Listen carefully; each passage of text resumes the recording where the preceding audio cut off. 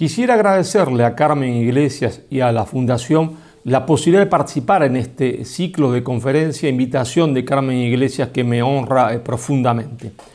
He sostenido en mi libro Madre Patria, desmontando la leyenda negra desde Bartolomé de las Casas al separatismo catalán, que la leyenda negra no es otra cosa que la primera fake news de la historia, no es otra cosa que la obra más perfecta del marketing político británico.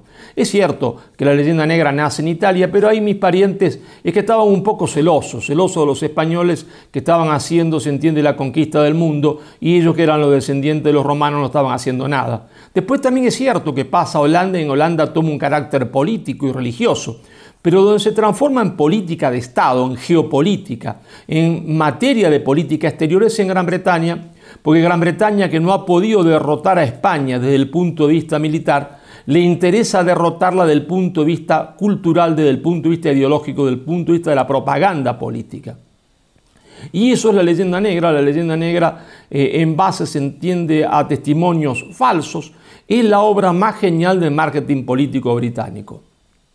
He sostenido, para explicar esto, que cuando Cortés llega a México no se encuentra con una nación mexicana, que se encuentra simplemente con una nación opresora que oprime a decenas de naciones, como los tlaxcaltecas, y que no le pide, ¿no es cierto?, no le pide ese imperialismo azteca ni materias primas ni horas de trabajo, sino que lo que le pide son, se entiende, seres humanos, sangre, porque los aztecas se llevaban a los niños de los pueblos oprimidos para sacrificarlos en sus templos y luego repartirlos en carnicería como si fuesen pedazos de pollo o de cerdo.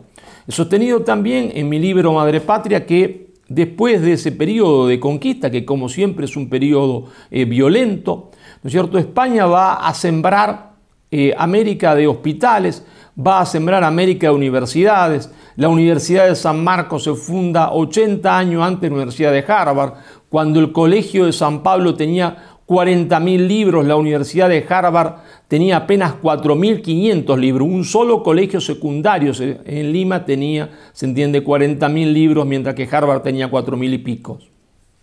Ahora, si esto es así, ¿no es cierto?, si como sostengo en mi libro Madre Patria, no hubo conquista de América, sino liberación de América, ¿cómo se explica entonces el proceso de independencia? ¿Cómo se explica el proceso de independencia y la ruptura con España? Y acá donde este fenómeno muy complejo que fue el proceso de la independencia, pero muy complejo, ¿no es cierto?, nos cuesta entenderlo hasta el día de hoy, y voy a tratar de resumir las distintas interpretaciones históricas de las distintas corrientes históricas hispanoamericanas y españolas que trataron de interpretar ese proceso de independencia para al final dar cuál es mi propia interpretación de este fenómeno que he llamado uno de los fenómenos más complejos de la historia de las relaciones internacionales. Hay, podemos decir, 7 interpretaciones históricas sobre el proceso de independencia. La primera interpretación yo la denomino que la independencia es para esta interpretación un proceso de rebelión colonial. La segunda, para la segunda interpretación, se trata simplemente de una operación británica. Para la tercera, siempre resumiendo, poniendo nada más que el título, es una rebelión contra el monopolio español para instaurar el libre comercio. Hay también una cuarta interpretación. En esta cuarta interpretación, la independencia es un acto de emancipación, ¿no?, que respondía al anhelo general de los pueblos que ya estaban maduros, ¿no es cierto?, para autogobernarse. Hay también una quinta interpretación que dice que no es una rebelión contra España, sino que es una rebelión contra el imperialismo Borbón. Una sexta interpretación nos dice que en realidad es una guerra civil entre monárquicos y absolutistas, entre monárquicos absolutistas y liberales, que degenera esta guerra civil en una guerra de la independencia. Una sexta interpretación dice que es producto de una compleja trama de intereses, de clases, ¿no es cierto?, y de intereses internacionales entrelazados. Ahora, veamos la primera interpretación. Esta primera interpretación, que fue la primera que surge históricamente desde Hispanoamérica, La independencia es un proceso de rebelión colonial como cualquier otro. Se basa en la idea de que América aprovecha la invasión napoleónica para liberarse de la metrópoli. Es una interpretación, ¿no es cierto?, que hoy es hegemónica en los sectores de izquierda hispanoamericana, pero que en realidad nace en la derecha, nace en las oligarquías, en los sectores ligados al contrabando que después de la independencia se hacen del dominio de los estados hispanoamericanos, de las repúblicas hispanoamericanas. Claro, esta interpretación se basa en la leyenda negra, servía para justificar, ¿no es cierto?, la posición de estas oligarquías que se habían hecho del poder y que habían necesitado para eso de la ayuda británica inexorablemente. Es muy fuerte esta interpretación en toda la República Hispanoamericana. En Argentina está representada históricamente por el gran historiador que fue Bartolomé Mitre, que también, siendo el gran historiador, es el gran falsificador de la historia, también presidente de la Argentina. Pero va perdiendo fuerza esta interpretación, que queda plasmada en los himnos nacionales, que son himnos anti-españoles, anti-hispánicos, va perdiendo fuerza y podemos decir que ya en la generación del 80 en Argentina, con el presidente Julio Argentino Roca, va disminuyendo al punto tal que Julio Argentino Roca retira del himno argentino las estrofas más hirientes a España. Claro, ¿cuáles son los puntos débiles de esta interpretación que representa sencillamente la independencia como un proceso de rebelión colonial? Bueno, hay bastantes puntos débiles, pero el principal punto débil de esta interpretación es que los llamados pueblos originarios, los indios en Colombia, en Perú, en Ecuador y en Chile, las clases populares, las clases bajas en Venezuela, en Colombia, en Perú, están en contra del proceso de independencia. Esto contradice esta primera versión, porque evidentemente la mayoría de la población no sentía que estaba viviendo en un régimen colonial. Podemos nombrar, por supuesto, algunos ejemplos de esto. El general Agustín Agualongo, que es un indio, ¿no es cierto?, de Colombia, un indio de Colombia. Si ustedes me permiten leerles un pedacito, ¿no es cierto?, de esto, vamos a ver lo siguiente. Agualongo combate contra las tropas de Bolívar, es el demonio de Bolívar, pero Bolívar tiene bajo su mando no solo a criollos, sino a 5.000 soldados británicos, y lo detiene a estas tropas, le hace frente. Para Bolívar es un demonio. Finalmente Agualongo va a ser fusilado, y cuando lo van a fusilar, Agualongo, general indio, que se mantiene fiel a la monarquía española, dice: si tuviera 20 vidas, estaría dispuesto a inmolarlas por la religión católica y por el rey de España. Estas fueron sus últimas palabras el 13 de julio de 1824. Pero también podemos nombrar a otro general indio, ¿no es cierto?, Antonio Huachaca, indio peruano, de las sierras del Perú, que también resultaría interesante leer un pedacito de sus declaraciones. Este indio Agualongo va a combatir a favor de España, pero va a combatir a favor de España aún después de la declaración de independencia. Y va a combatir por muchos años una guerra que se llamó Guerra de los Castillos, porque combatía en las altas cumbres de Ayacucho, un ejército formado exclusivamente de indios, apoyado por los curas, es decir, por los sacerdotes locales, en contra de los criollos limeños y en contra del alto clero que estaba en la ciudad de Lima y en las otras principales ciudades del Perú. Va a intercambiar correspondencia epistolar con los miembros de la República, y en una de ellas dice: ustedes son más bien los usurpadores de la religión, de la corona y del suelo patrio. ¿Qué se ha obtenido de vosotros durante estos 3 años de vuestro poder? La tiranía, el desconsuelo y la ruina de un reino que fue tan generoso. ¿Qué habitante, sea rico o pobre, no se queja hoy? ¿En quién cae la responsabilidad de los crímenes? Nosotros no cargamos semejante tiranía. El que lo dice es un general indio que se mantiene fiel a la corona española. Es decir, que esta primera interpretación tiene un punto débil prácticamente irremontable.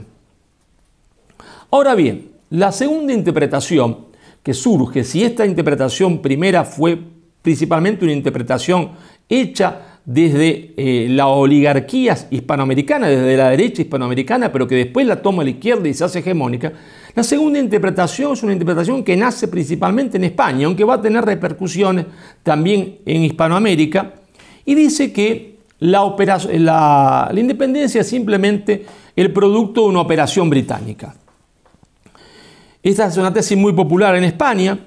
Claro, vamos a ver después que Gran Bretaña mete su cola en este proceso complejísimo. Pero esta interpretación que dice que simplemente el proceso de independencia, proceso, repito, complejo, y esta primera explicación es simple y la segunda también, que dice que simplemente producto de una operación británica a través de las logias, tiene muchísimos puntos débiles. Porque esta interpretación parte de la idea de todos aquellos que participan del proceso de independencia son agentes británicos, están ligados, entienden, a las logias británicas o están adoctrinados, entienden, la ideología británica. Y tiene un punto muy débil. El punto muy débil que tiene es que hay caudillos populares como José Gervasio Artigas, como Martín Miguel de Güemes, como Facundo Quiroga, que participan del proceso de independencia, que no están ligados a las logias, que son completamente antibritánicos, que son fervientes católicos, que se oponen a toda la cultura británica y a los intereses británicos, y sin embargo son independentistas. Es decir, que esta interpretación, como la primera, adolece de un punto muy débil que la hace extremadamente vulnerable. Ahora bien, decíamos una tercera interpretación, ¿no es cierto? Una tercera interpretación. En esta tercera interpretación, en donde estoy todavía en la segunda interpretación. En esta segunda interpretación, el otro punto débil es que en el Río de la Plata sí parece ser popular la independencia. Y ahí tenemos un caso que es el caso también de dos grandes caudillos populares de la ciudad de Buenos Aires, aunque uno de ellos ha nacido en lo que se llamaba en ese momento la banda oriental del Uruguay, en la ciudad de Montevideo, que es Joaquín Campana y Griguera. Estos protagonizan una revolución llamada la Revolución de los Orilleros de abril de 1811. ¿Qué pasa?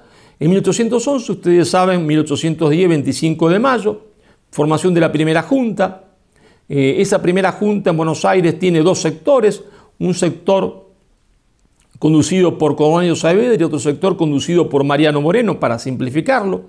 El sector conducido por Mariano Moreno está más ligado a la idea de la Ilustración, está más ligado a la idea del libre comercio, es antitradicionalista, y aparece un movimiento popular.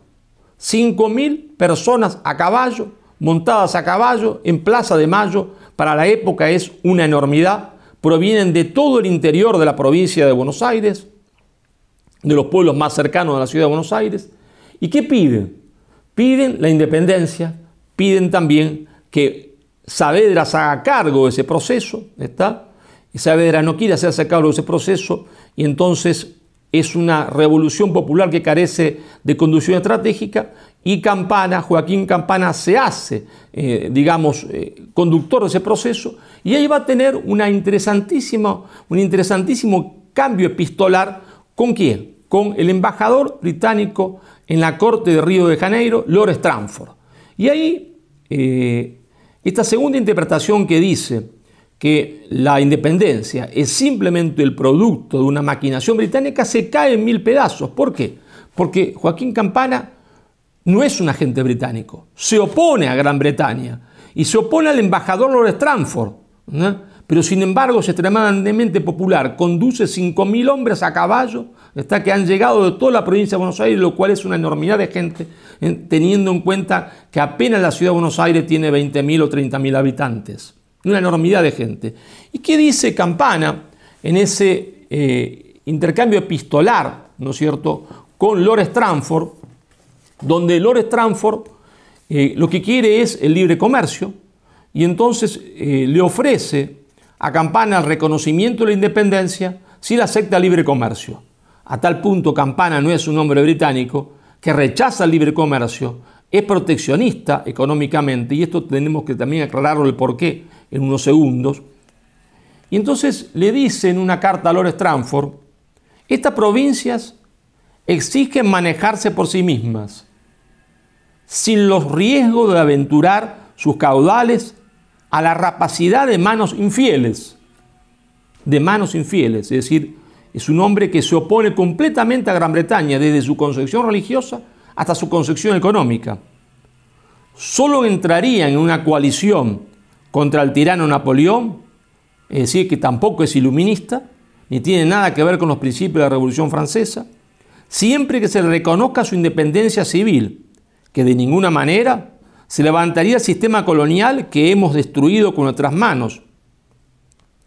Se debe hacer saber a los representantes de esa nación, se refiere a Inglaterra, que es preciso se reconociese la independencia recíproca de América y de la península, es decir, de España, pues ni la península tiene derecho a América, ni América a la península. Y no insista, embajador, le dice a Lord Stranford, y no insista el embajador inglés en querernos dar, por favor, mucho menos de lo que se nos debe por justicia. La segunda interpretación, como vemos, se cae en mil pedazos con la presencia de este líder popular que es Joaquín Campana, pero como hemos dicho también, con la presencia de José Servasio Artigas, de Facundo Quiroga, de Martín Miguel de Güemes. Hemos visto estas dos primeras interpretaciones y hemos visto el punto débil de estas dos interpretaciones. La tercera interpretación, les decía al comienzo de esta conferencia, es que la independencia es una rebelión contra el monopolio español para instaurar el libre comercio.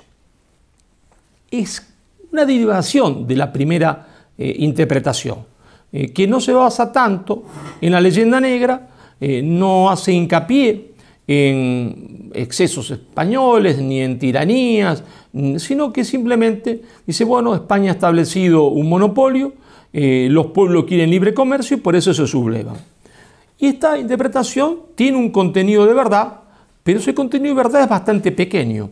Y esto nos lleva a explicar necesariamente algo que los historiadores suelen prestar poca atención: cómo era la estructura económica de la América española y sobre todo de la América del Sur española. Lo que se desconoce, ¿no es cierto?, lo que se desconoce es que el sistema de monopolio creado por España ha creado, se entiende, un sistema de protección industrial y ha nacido una protoindustria en toda Hispanoamérica. Hay en Hispanoamérica, ¿no es cierto?, un cordón protoindustrial que va desde Santa Fe de Bogotá, en la actual Colombia, hasta la ciudad de Córdoba, en Argentina. Este cordón protoindustrial es prácticamente equivalente a la cordillera de los Andes, que es la columna vertebral donde vive la mayoría de la población. ¿Y cómo funciona? Funciona, ¿no es cierto?, mediante una sana división del trabajo. Prácticamente la América española en Sudamérica se autoabastece de todo lo que necesita. La industria en este momento es la industria textil o la industria prototextil, ¿no es cierto?, la industria también de los artículos de cuero. Y entonces, claro, en el sur, en lo que era el virreinato del Perú y después llamado virreinato del Río de la Plata, bien en el sur, provincias actuales de Córdoba, Tucumán, Santa Fe, Buenos Aires, se producen los artículos de cuero. Se producen los artículos de cuero, las botas para montar, las monturas, las casacas de cuero, y también se produce yerba mate. La yerba mate, también llamada té de los jesuitas, es lo que todo el mundo va a tomar como infusión. Pero ¿cómo transportar estas mercaderías hacia otro lugar? ¿Cómo transportar también, se entiende, los minerales de la sierra peruana o boliviana a la costa? El camión de ese momento son las mulas. Pero la mula, como ustedes saben, no es un animal que surge naturalmente. La mula surge de un cruce, está entre una yegua y un burro. y por lo tanto hay que producirlas, como quien produce un camión, metafóricamente hablando. Para eso se necesita pasto, se necesita tranquilidad, y eso se hace en esta parte del sur de Hispanoamérica, se hace en Córdoba, en Santa Fe, en Buenos Aires, en Tucumán, y estas mulas van a ser enviadas, se entiende, hacia Colombia, hacia Perú, hacia Ecuador, pero nadie en su sano juicio quiere mandar, se entiende, mulas vacías. Entonces estas mulas van con los artículos de cuero, van con casacas de cuero, van con botas, van con sillas de montar, van con yerba mate. El mate se bebía, el mate como lo bebemos los argentinos, que a los españoles les parece sumamente extraño, el mate en bombilla, se bebía hasta la mismísima Lima. Le cuento una anécdota. Cuando era jovencito y estoy en Lima una vez, ustedes saben que a los argentinos nos consideran siempre soberbios y algo de eso somos. Veo en un museo privado un señor que abre, se entiende, una exposición donde tiene cientos de mates, y en mi ignorancia dije, uy, mates argentinos. El señor me miró como diciendo, señor, cállese, no soy ignorante. Y me dijo, estos mates son mates peruanos porque acá se tomaba mate en bombilla, como toman ustedes todavía los argentinos. Es decir, estas mulas iban cargadas con yerba mate, con productos de cuero, pero tampoco volvían vacías. Volvían, se entiende, con ponchos, con artículos textiles hechos de alpaca, ¿está? Hechos de vicuña. Es decir, que había un cordón protoindustrial perfectamente integrado, que podemos decir que en términos actuales, aunque en esa época no se usaba la palabra, tenía pleno empleo, con una satisfacción de la mayoría de la población bastante aceptable. Ahora, ¿es que todo el mundo estaba de acuerdo con este sistema económico? No, existían lo que yo denomino las costas, porque este sistema era un sistema autocentrado del interior profundo de la América Española. Existían en las costas lo que podemos llamar polis oligárquicas, esas polis, esas ciudades que estaban de cara al mar o de cara a ese río gigantesco que parece un mar, que es el Río de la Plata, porque tiene 200 kilómetros de ancho. 200 kilómetros de ancho en su desembocadura. Por eso cuando Solís penetra en ese río increíble para un español y prueba las aguas y no ve las costas, lo llama, se entiende, mar dulce, porque dice, esto no puede ser un río, esto tiene que ser, se entiende, un mar dulce. Entonces esas polis oligárquicas de cara al mar ejercen el contrabando. Ese contrabando primero con Holanda, después se entiende con Inglaterra, se mimetiza este contrabandista con el inglés, con sus valores, con sus costumbres. Y claro, ellos no están de acuerdo con el sistema de monopolio porque justamente ellos quieren convertir esa actividad ilegal en legal para blanquear la fortuna que han hecho. Comúnmente en la historiografía argentina a ese sector, se entiende, de contrabandistas, ese sector se denomina la oligarquía argentina, pero también existía, se entiende, en el puerto de Valparaíso, en los puertos de Las Guairas, que era el puerto de Caracas, existía en Guayaquil. Es decir, las polis oligárquicas no estaban de acuerdo. Y esta interpretación que dice que la independencia es producto de querer el libre comercio es cierta, pero es cierta para una pequeña parte de la población. Aquellos, se entiende, que estaban ligados al contrabando y que querían legalizar, se entiende, el contrabando para convertir lo que había sido una actividad ilegal y santificar así su fortuna. Pero la mayoría de la población estaba en contra. Por eso cuando este proceso de apertura económica se va a profundizar, en Argentina se profundiza con la presencia de Bernardino Rivadavia, el interior profundo de la Argentina, ese interior protoindustrial, se rebela contra la ciudad de Buenos Aires, se rebela contra esa poli oligárquica y se rebela conducido por un caudillo popular que se llamó Facundo Quiroga, con una bandera que decía religión o muerte. ¿Pero qué quería decir? Se entiende, Facundo, cuando ponía en su bandera religión o muerte, era simplemente una cuestión religiosa, sí lo era, porque también Rivadavia estaba proponiendo la eliminación del catolicismo. Pero esa bandera quería decir también proteccionismo o muerte, porque lo que estaba haciendo Rivadavia con su apertura económica era dejar sin trabajo a el interior profundo, porque el libre comercio destruía esta protoindustria que no podía crecer y no podía mantenerse sin proteccionismo económico. Y entonces la bandera económica de Quiroga era religión o muerte y proteccionismo contra libre comercio. Es decir, que esta interpretación también, si tiene un viso de realidad, porque todas tienen un viso de realidad, carece, se entiende, de lo fundamental, que es que no puede explicar el proceso de independencia para la mayoría de la población. Ninguna de las que hemos visto lo puede explicar para la mayoría de la población. Ahora, claro, ante esta disyuntiva, si no fue un proceso de rebelión colonial, si no es un proceso de rebelión contra el monopolio, si no es un proceso, se entiende, conducido por Gran Bretaña, una operación británica, ¿qué es entonces? Y es ahí con un grupo de historiadores, conducido por José María Rosa en Argentina, principalmente por Fermín Chávez también, va a darle otra interpretación.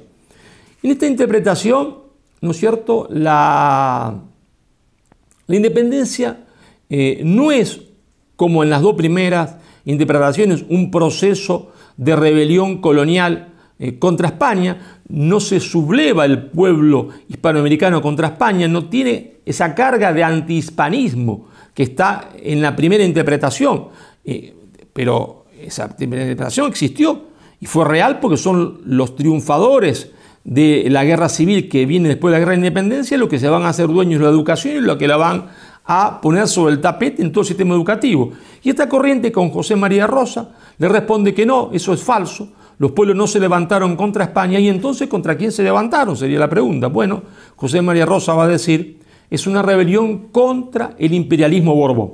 ¿Por qué? Porque ellos van a decir, América efectivamente no fue colonia de España, pero las cosas comienzan a cambiar gradualmente a partir de la llegada al trono de España de los Borbones. ¿Por qué? Bueno, porque llega al trono de España una casa que ha odiado siempre a España y todo lo que España ha representado. Una casa que, por otra cosa, conviene decirlo, va a ser la que va a introducir la leyenda negra en España, porque durante el reinado del primer Borbón se llena, se entiende, los teatros de Madrid de obras de teatro legendarias, ¿no? María Roca Barea ha estudiado esto a la perfección. Entonces José María Rosa dice, bueno, es una rebelión contra el imperialismo Borbón.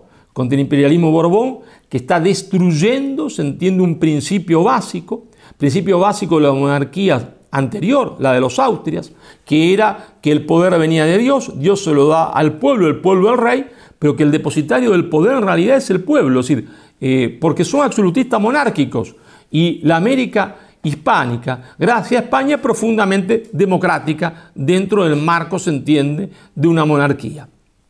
Pero a su vez, esta monarquía, para José María Rosa, que se hace del trono de España y que odia a España, ha expulsado a los Borbones, ha expulsado a los jesuitas.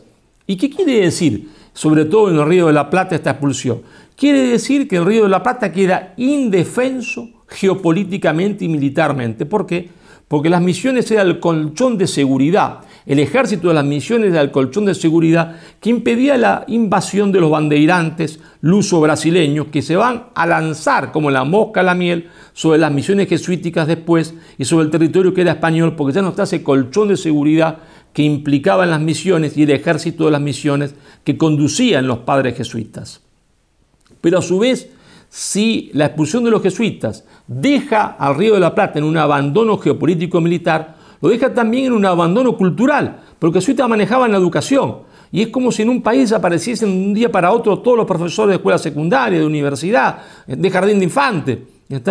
Se queda el Río de la Plata desguarnecido, se queda sin cultura, podemos decir, exagerando.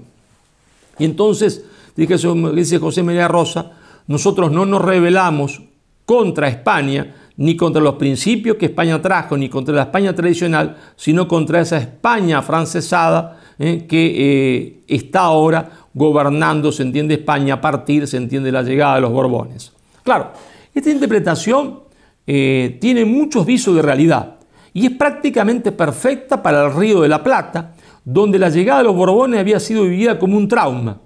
Pero no es tan así, no es tan así. Cuando nos acercamos más al virreinato del Perú, cuando nos acercamos, se entiende, al virreinato de Nueva Granada, donde, como dijimos antes, las masas populares y las masas indígenas se mantienen fieles a la monarquía a pesar, se entiende, del cambio de monarquía.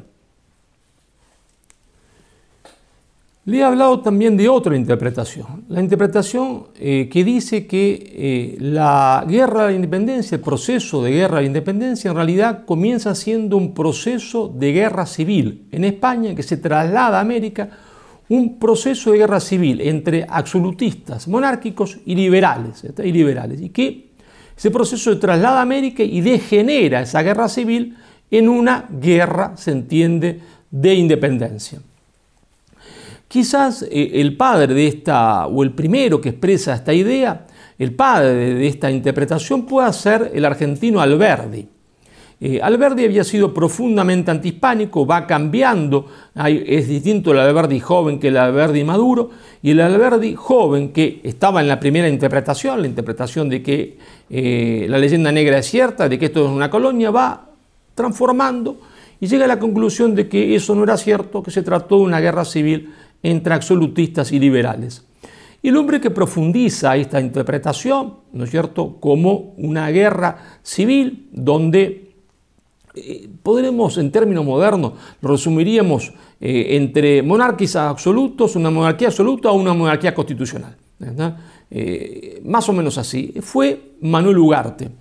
Manuel Ugarte, que hace una conferencia que justamente la va a dar el 25 de mayo, en la propia España. El 25 de mayo, fecha emblemática, fecha en que en Buenos Aires se saca al virrey Cisneros y se pone la primera junta. ¿Y qué nos dice Manuel Ugarte? Nos dice, el movimiento de la independencia solo fue un gesto regional. Solo fue un gesto regional. Una parte de la nación juzgó excesivos los beneficios de la otra.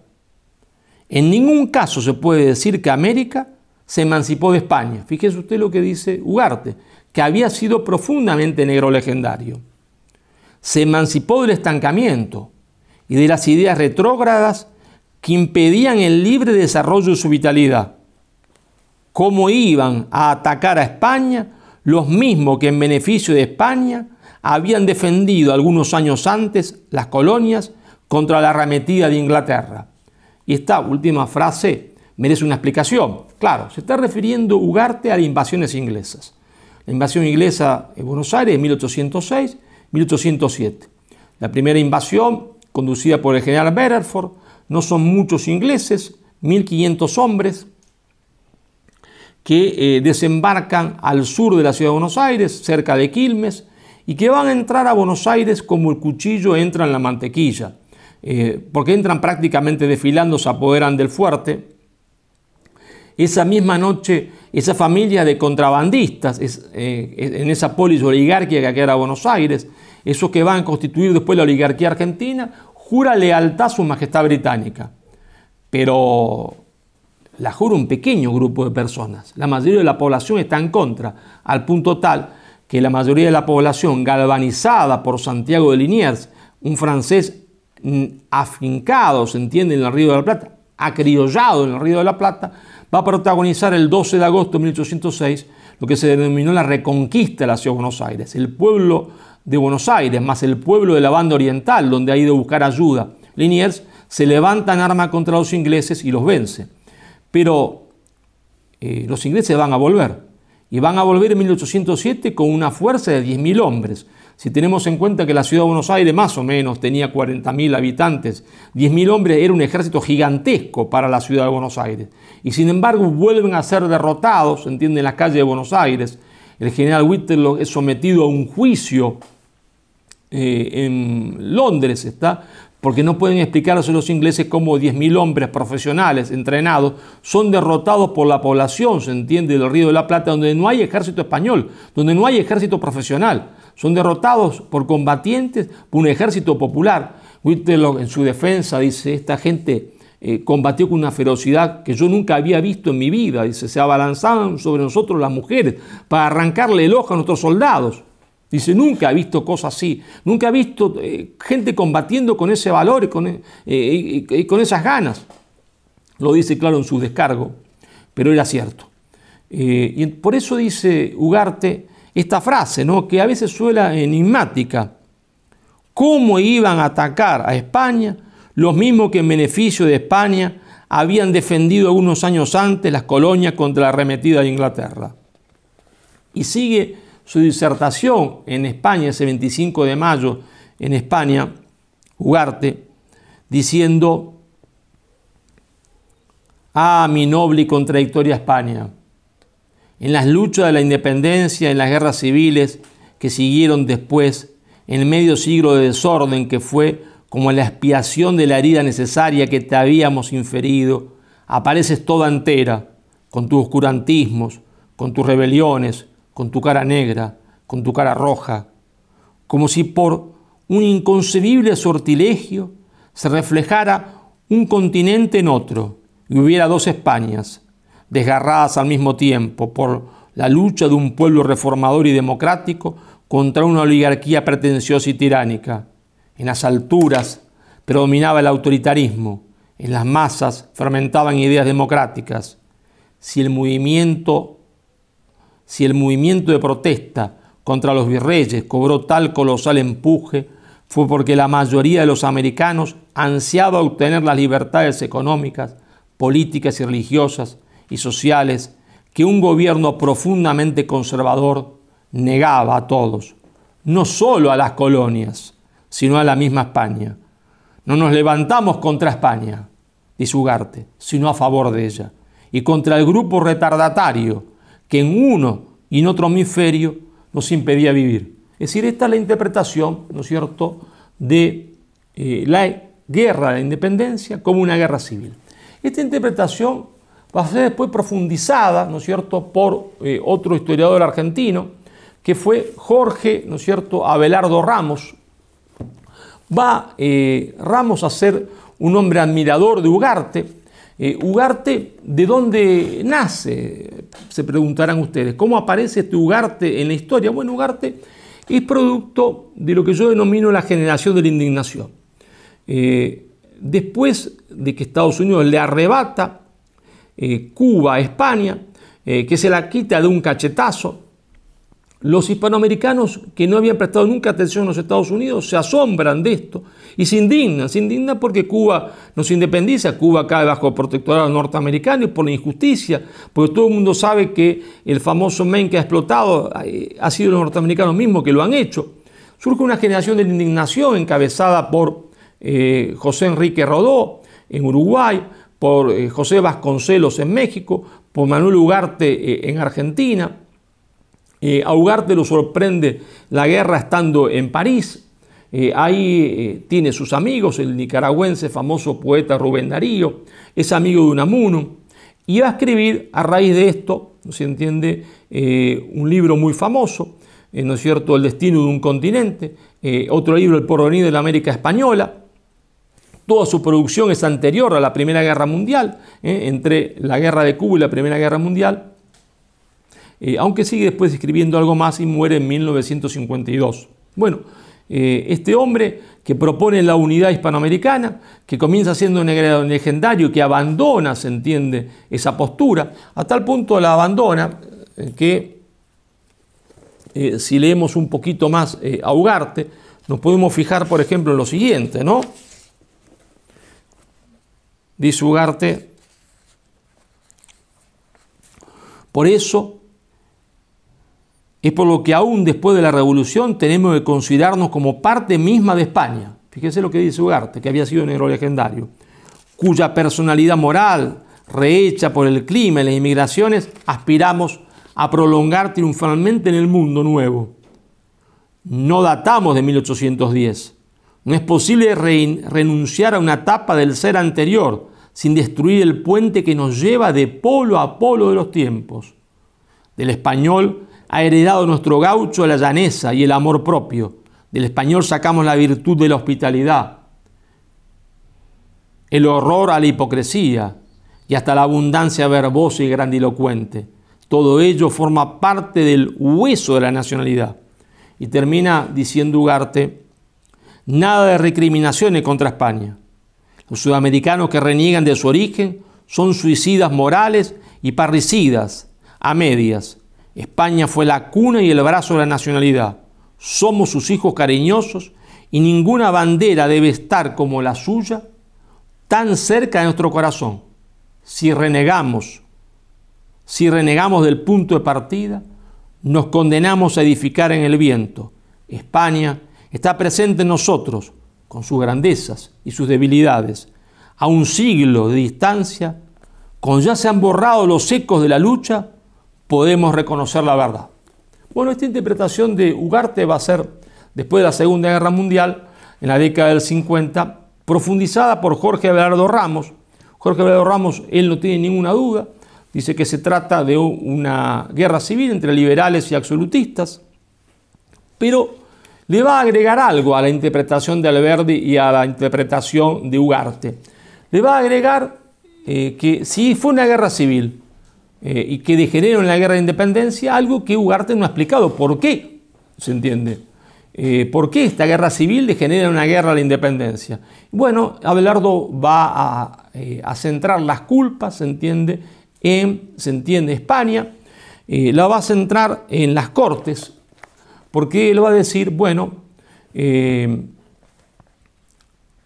un sector liberal, pero este sector liberal que proclama la igualdad con América, la proclama de forma teórica, pero no de forma real. Veamos lo que dice Jorge Abelardo Ramos.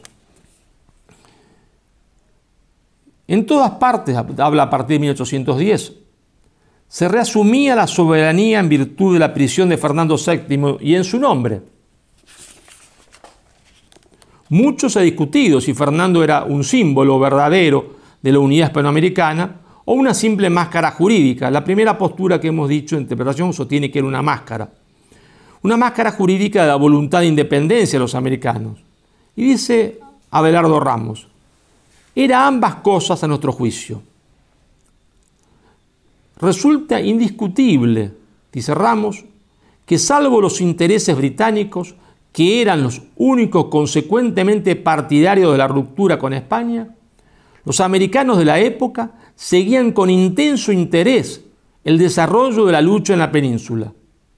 Del resultado militar y político que adoptara España revolucionaria dependía de la unidad o la separación. Es decir, que si triunfaban en España los sectores democráticos que pujaban por una monarquía constitucional, para Abelardo Ramos no hubiese habido independencia. Dice Abelardo, los debates de las Cortes, donde se mostraron las resistencias de la mayoría española a otorgar a América una igualdad plena, persuadió a los americanos de que ni siquiera un triunfo del liberalismo español sobre el absolutismo daría igualdad completa americana dentro del marco de la misma nación común. Abelardo reconoce que era una nación común, pero él dice que hay una guerra civil y los liberales no quieren otorgar a América la misma representación que le correspondería, por su número, simplemente como si todos fuesen españoles. Si todos somos españoles como se proclama, ¿por qué no dan la misma representación? Y esa es la gran queja de Abelardo. Según él es lo que provoca la independencia. Cita un famoso discurso, el discurso en España de el Inca Yupanqui, ¿no es cierto? ¿No? Que termina este discurso donde lo que está pidiendo que haya la misma proporción de diputados peninsulares que de diputados americanos. Y esto es lo que señalan en España, y este es el origen de la independencia, dice Abelardo. Lo cita, se entiende, a Yupanqui, y termina su discurso diciendo: un pueblo que oprime a otro no puede ser libre. No puede ser libre.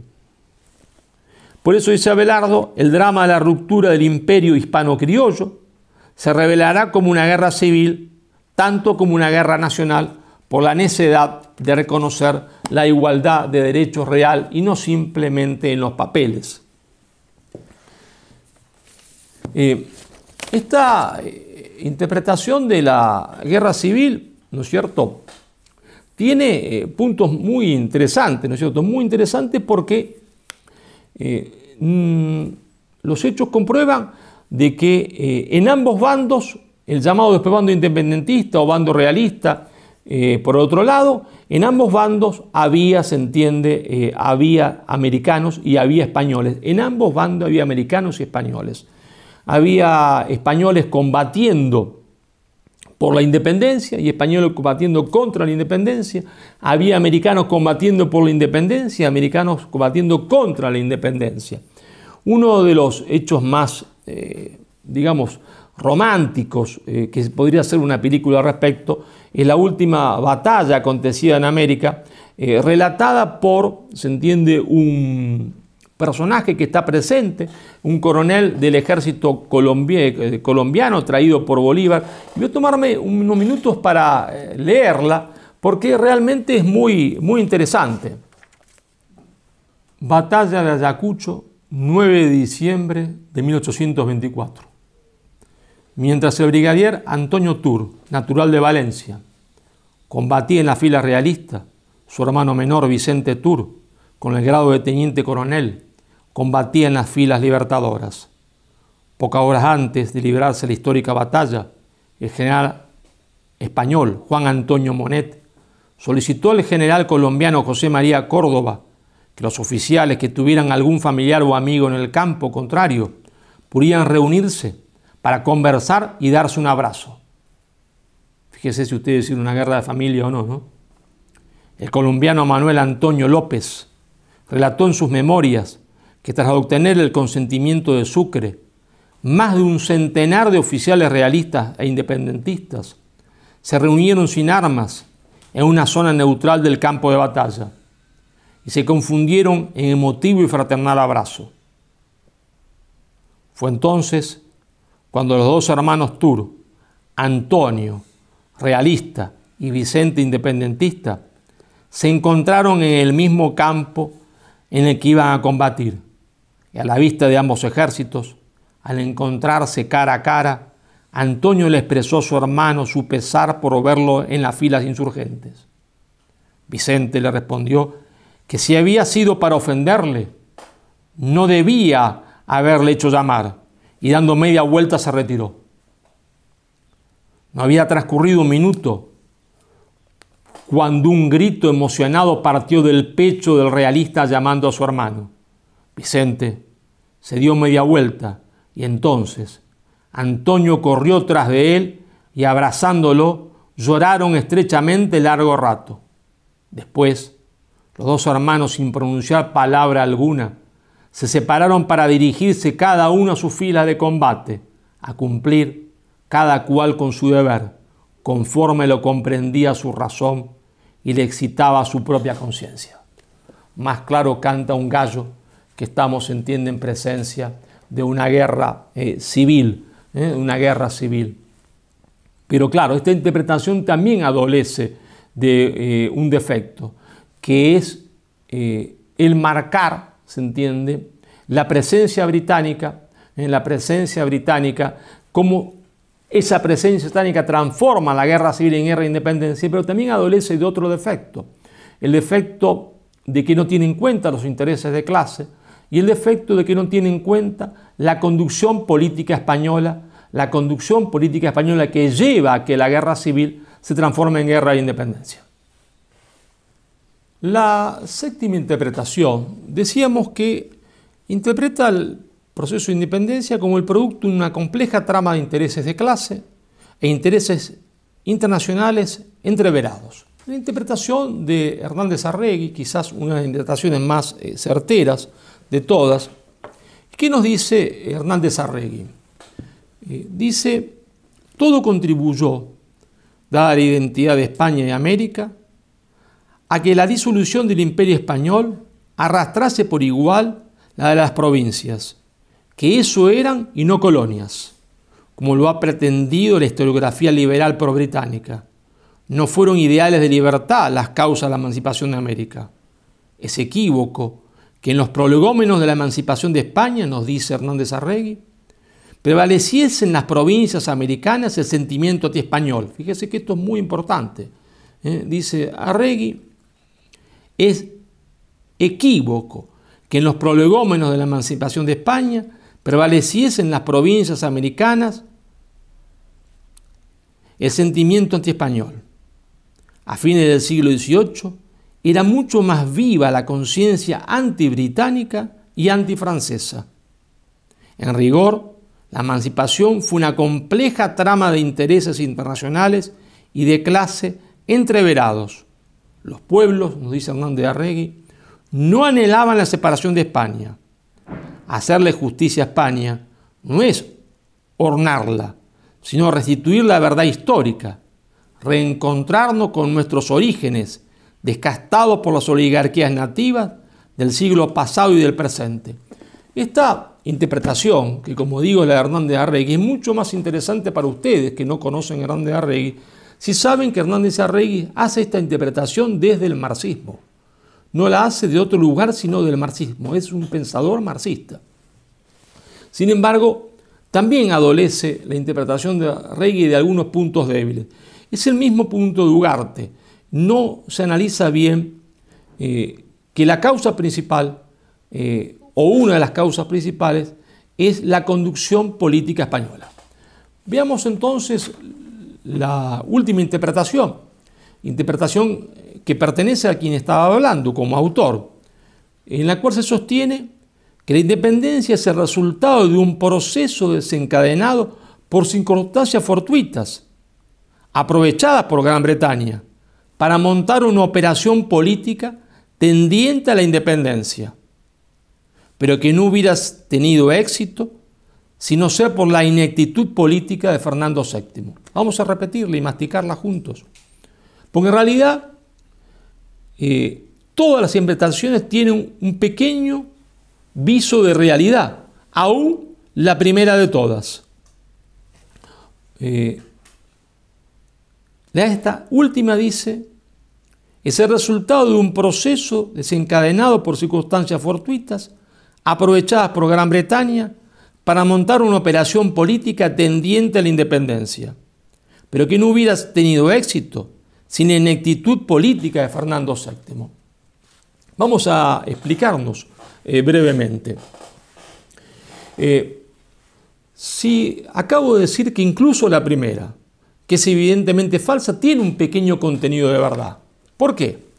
Porque hay muchos americanos que, aunque no sea cierto que Hispanoamérica era una colonia, la sienten como una situación colonial, sienten una situación colonial. ¿Por qué? Porque han sido subordinados ideológicamente por la leyenda negra. Entonces, para ellos, aunque objetivamente no sea cierto, subjetivamente para ellos hay una situación semicolonial, hay una situación colonial, ¿está? Y de opresión. Pero recordemos una cosa, a partir del primer Borbón, España se llena de obras de teatro negro legendaria en la propia Madrid, en Sevilla, en Barcelona, y muchos hispanoamericanos que recorren la península asisten a estas obras de teatros negro legendarias hechas en la propia capital, se entiende, del imperio, y llegan a la conclusión muy sencilla de que a confesión de parte, relevo de pruebas. Si la propia monarquía permite estas obras de teatro y las impulsa, entonces es cierta la leyenda negra. Por eso digo que si objetivamente Hispanoamérica no era una colonia, hay muchos hispanoamericanos que subjetivamente, se entiende, la sienten como tal, ¿está? Como también es cierto que hay un pequeño sector que para ellos es imprescindible el libre comercio y pujan por el libre comercio. Son los sectores de las polis oligárquicas. Como también es cierto de que hay una pelea entre liberales y monárquicos absolutos, entre monarquía constitucional o monarquía absoluta. Pero vamos a los hechos históricos, que para mí son fundamentales. Y no hace falta explicar lo que implicó la invasión napoleónica, el descabezamiento del poder central español. Pero sí hace falta explicar algo. Hace falta explicar lo que yo denomino el espejo portugués. Fernando VII, como su padre, reciben el ofrecimiento británico de trasladarlos a América para que gobernara desde La Habana o desde México, que era una ciudad importantísima, o desde Lima. Y Fernando y su padre rechazan esto. La monarquía portuguesa no lo rechaza. Va a pagar un costo. Los ingleses no hacen nada gratis. El costo que tienen que pagar es aceptar el libre comercio.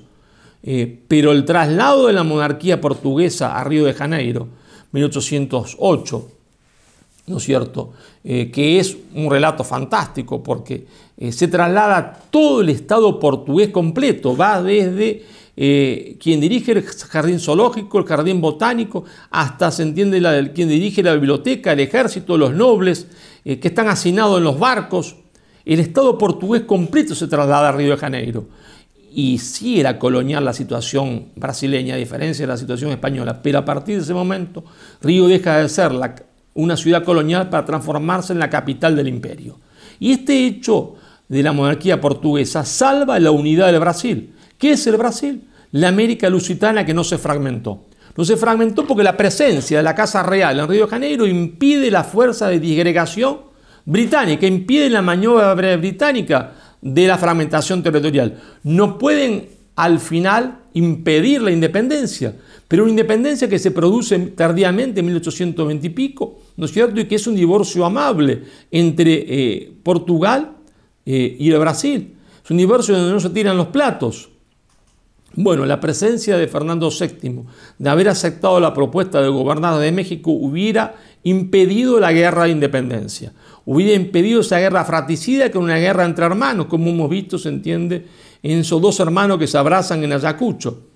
Pero no solo eso, sino que durante su cautiverio, porque Fernando prefiere estar preso en Europa y no libre en América, los ingleses vuelven a ofrecerle trasladarlo a América y él vuelve a rechazarlo.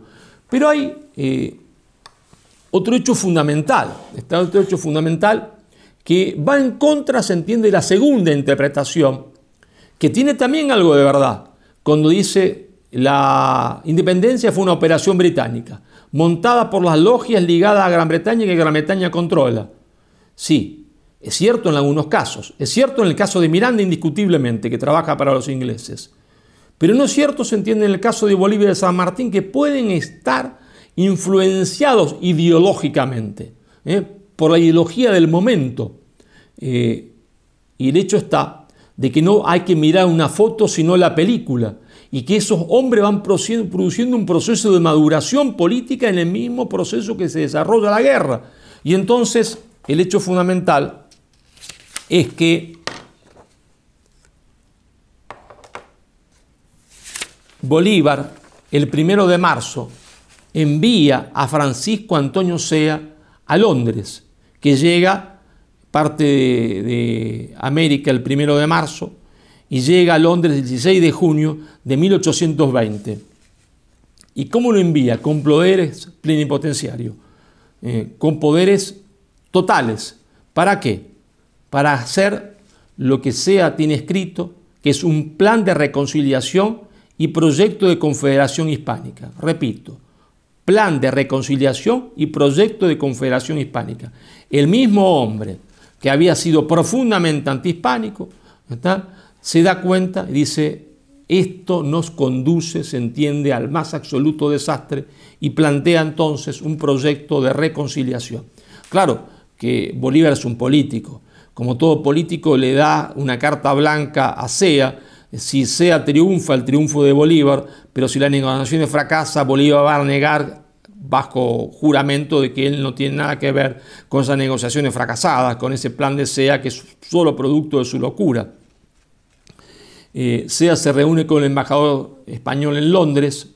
Ese proyecto de reconciliación incluía formar una especie de solveren económico, de unión militar, pero cuya cabeza iba a ser Madrid. No vamos a entrar en los detalles. Otra vez, ese proyecto que hubiese impedido la ruptura final y las batallas finales es rechazado por Fernando VII. Pero también San Martín se reúne el 2 de junio de 1821 a entablar conversaciones con el virrey en Lima. ¿Y qué propone San Martín? Algo muy parecido a lo que ha propuesto Zea.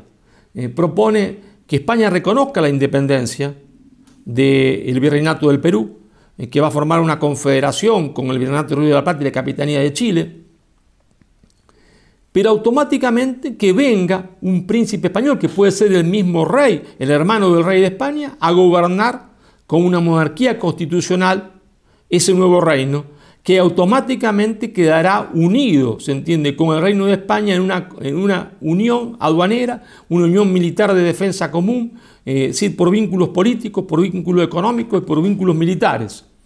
El ofrecimiento de San Martín fue considerado por los que creen entender que todo es una política británica y que todos son agentes británicos, erróneamente como simplemente una maniobra para dilatar el tiempo. Tal no era una maniobra que el propio San Martín se ofrece en persona, en ser llevado a España como garantía de lo que está diciendo. Nadie en su sano juicio se ofrece a sí mismo como garantía, sino está plenamente convencido de lo que está diciendo y que tiene poder para poder ejecutarlo. Y otra vez, Fernando VII, se entiende a rechazar este ofrecimiento de terminar con la unidad, es decir, de terminar con la guerra, de terminar con la guerra de la independencia. Entonces, por eso creemos que esta última interpretación, que no niega las anteriores, sino que asume la poca, mucha verdad que cada una de las otras tiene, pero que rechaza el contenido de mentira que cada una tiene, es la más correcta. Es el resultado de un proceso, la independencia, desencadenado por circunstancias fortuitas, la invasión de Napoleón. Si no, nada se hubiese movido, hubiese habido un proceso de lenta separación, pero aprovechado por Gran Bretaña, porque Gran Bretaña se da cuenta que puede lograr su viejo objetivo de quebrar el Imperio Español, de quedarse, se entiende, con Hispanoamérica, y de hecho se queda con Hispanoamérica, porque como decía Alberto Metol Ferré, la independencia encubre el más grande triunfo británico. Todas estas repúblicas se constituyeron después, fueron semicolonias de Gran Bretaña, nacen endeudadas con Gran Bretaña y se incorporan eufemísticamente al mercado mundial, siendo simplemente proveedores de materias primas. En realidad se incorporan al Imperio Británico para servirle como fuente de materia prima y como desahogo de sus manufacturas. Pero Gran Bretaña no podría haber hecho nada si no hubiese tenido, se entiende, delante suyo al inecto de Fernando VII. ¿Verdad? Si Fernando VII hubiese aceptado la propuesta británica, porque para los británicos era más importante primero el libre comercio y después la independencia, la unidad se hubiese conservado, la independencia se hubiese hecho muy posterior, como lo hicieron los portugueses, los brasileños de los portugueses, y no hubiese habido ese trauma que implicó la guerra de la independencia.